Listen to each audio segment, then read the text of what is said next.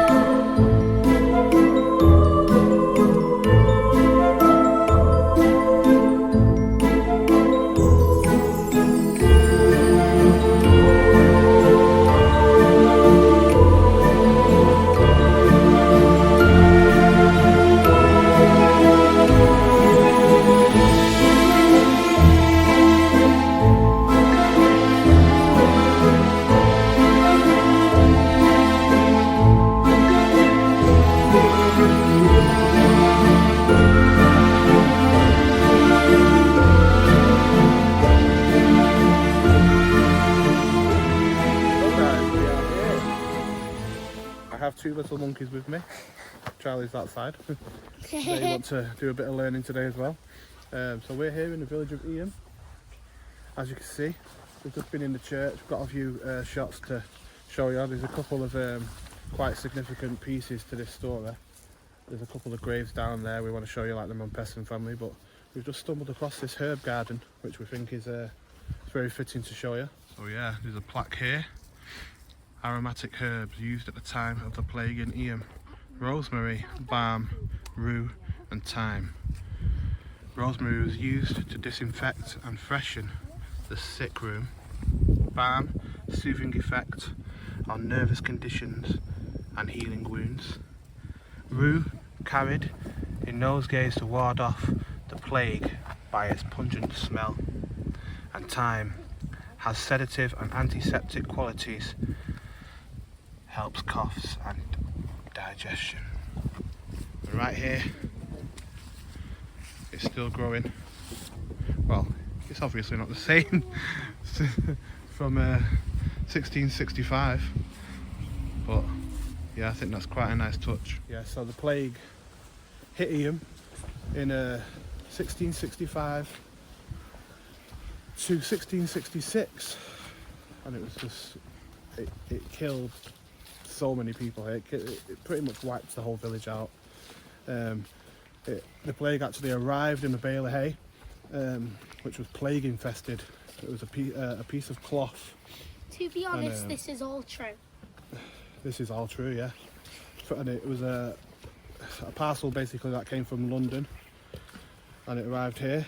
And it's George Vickers was the one who opened it. I think he wanted to dry the cloth out, which kind of activated these fleas, which was carrying the plague. And not too long after, George died. And there's actually some cottages just down the way, which we're going to show you on here and explain what happened and where the first family died and then the neighbours died. It's just tragic, really. So guys, just up the way here is a couple of graves from the Montpesson family. So it's Reverend William Montpesson. I think they're the only plaques and graves on this premises here where, you know, that leads back to their but there are some houses around with plaques on and stuff that we can show you. But basically, he was a local rector, Reverend William Mompesson, and they agreed to basically bury their own dead in their own, their own families in their own yards and things like that, which is just absolutely awful. And they stuck to very strict rules. They quarantined themselves to prevent the spread, which is very heroic in my opinion. And basically all stayed here and died here. We want to also visit the stone that's just up the way, which was the boundary, what you couldn't cross. They used to have food delivered to that boundary, and whatever was being delivered, they could not go past that stone. So I think we're going to try and get up there to see that.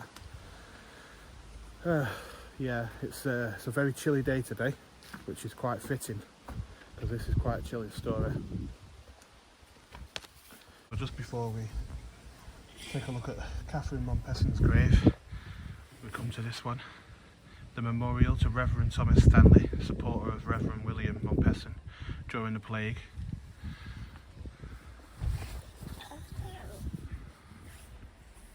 And just over the way, and just facing, is the tomb of Catherine Mompesson, who died in the plague August 25th, 1666. So Catherine was the wife of the vicar William Mompesson, and when the plague broke out, William wanted to move his family, just wanted to leave Eyam.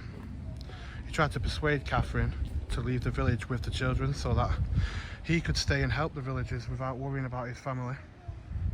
Well, Catherine refused to go and stayed here to help her husband. The children were sent to Yorkshire, and Catherine tragically died of the plague, showing faith to her husband. And that is her tomb. Incredibly brave. Just before we head over to the cottages, we have to look at this, the Celtic cross. 8th century AD. It's just incredible.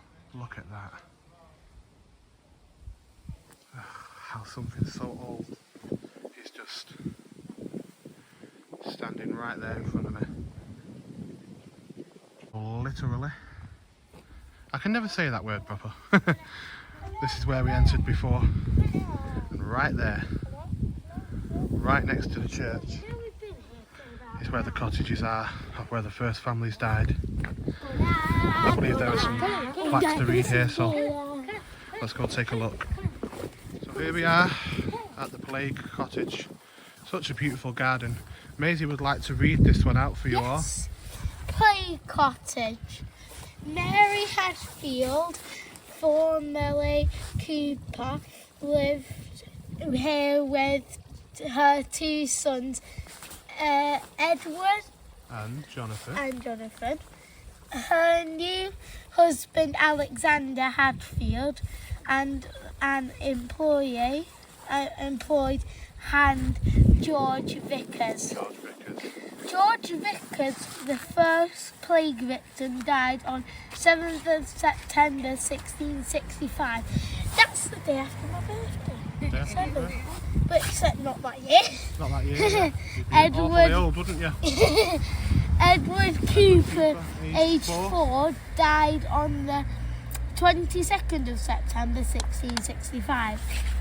Jonathan Cooper, aged 12, died on the 2nd of October 1665. Alexander Hadfield died on the 3rd of August 1666. Mary alone survived but lost 13 relatives. Well done, Maisie. Thank you for that. So yeah, this is the Plague Cottage, and this is obviously where disaster started, where George Vickers died. Well, was the first to die. The whole household sadly passed away, and the neighbours here, I think this was the second house. It's just tragic, isn't it? Being stood in front of here, you know, it really hits home. I just saw this sign they've got on the plague house, which I absolutely loved, so I thought I'd film it for you. I've got used to my arthritis, to my dentures I'm resigned.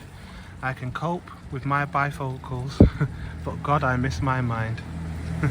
And the Rose Cottage next door, just to the left of the plague cottage. 9 members of the Thorpe family lived here and they all died. Absolutely tragic. 65 to 66. And right next to the entrance we took to go into the church is the Hawksworth family.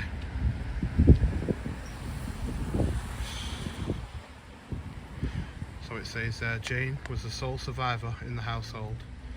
Altogether, including her in-laws, she lost 25 relatives. 25 relatives. Isn't that incredibly sad, Maze? Yep. Really sad, isn't it, Charlie? I forgot what relatives mean, by the way. Your family, Maisie. Yes. Your relatives. Ah. Directly facing, we have the Bagshaw house. The home of the Siddall family. Goodness, just look at the ages on there. Age 9. So age 9 would be the youngest.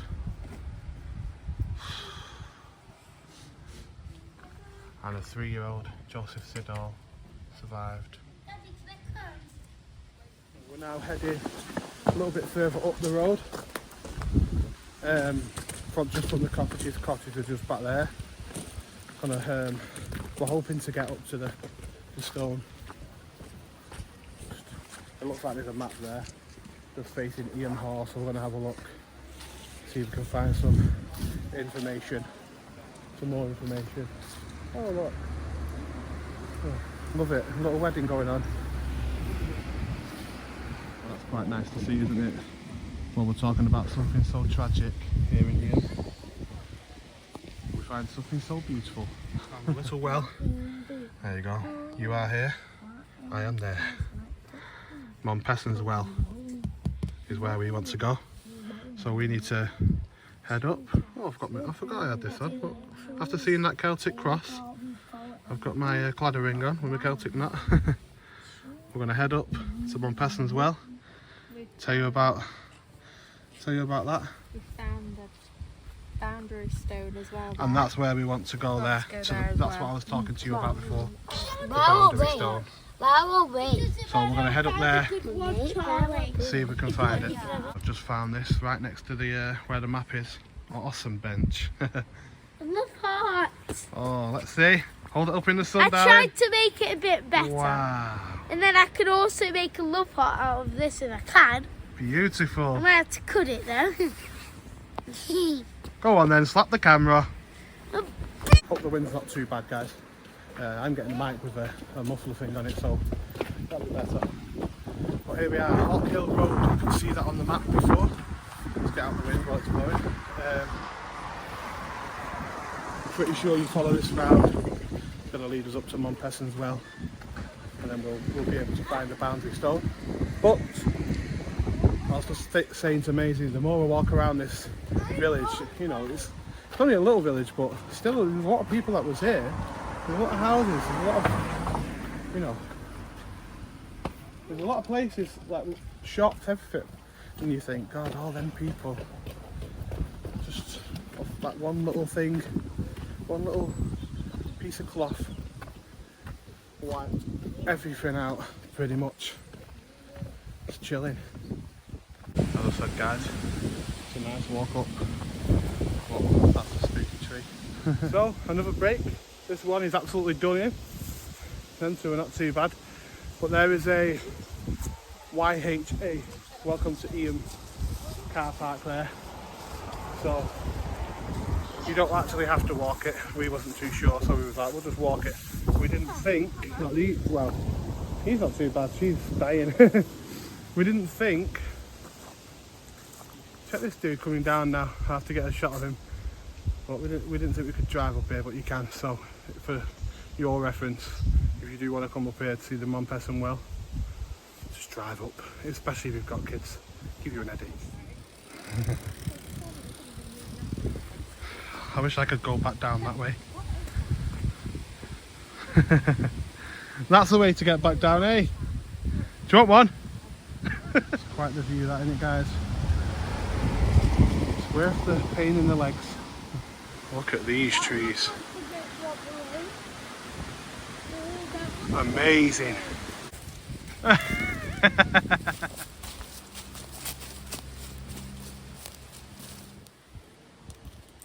after quite a hike, we've made it up to Montpesson's Well.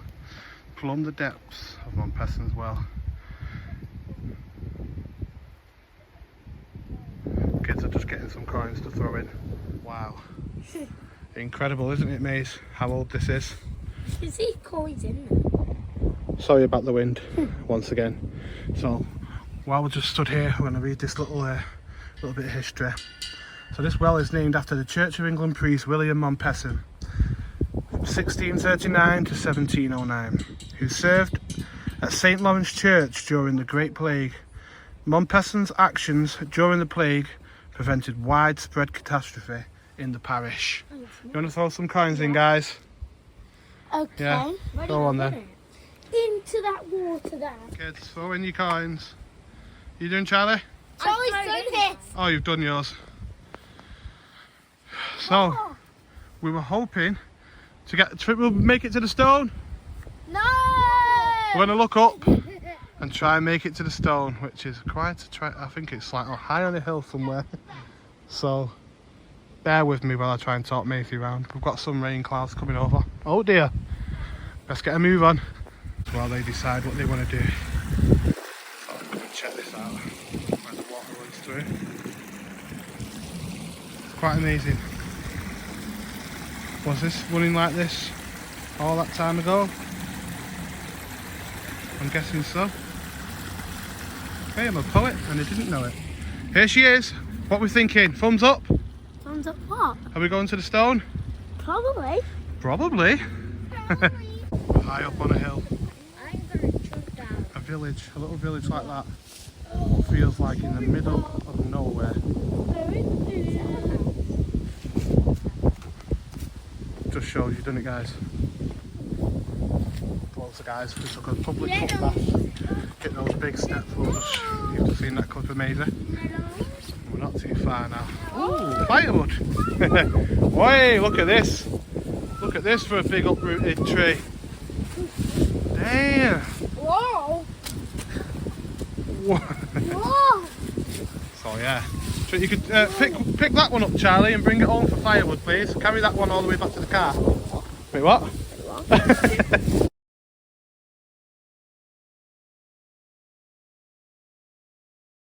Just had to throw that picture in, didn't I? It was cute though. But check these two.